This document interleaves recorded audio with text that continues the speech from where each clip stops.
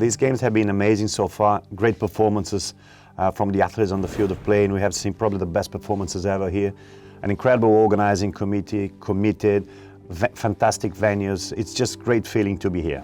I think it's incredible the effort and the commitment to these games over the course of the last 7 years. They promise safe, splendid and simple, but to be honest, I don't think anything here is simple. To put this structure, to put the venues that they have offered to the athletes, but also the organization, the smooth operations during a pandemic, is just remarkable. I can't thank the organizing committee enough for the efforts and the commitment and focus on the well-being of the athletes.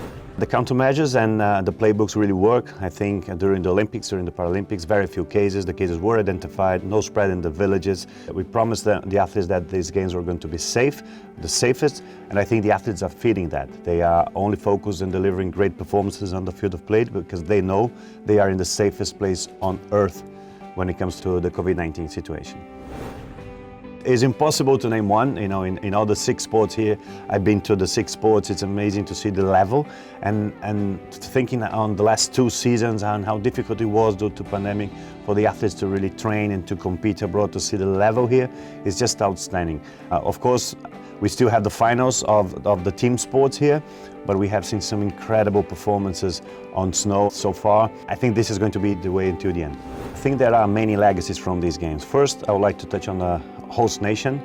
It's incredible to see. In China, there are 300,000 persons with disability involved in winter parasport.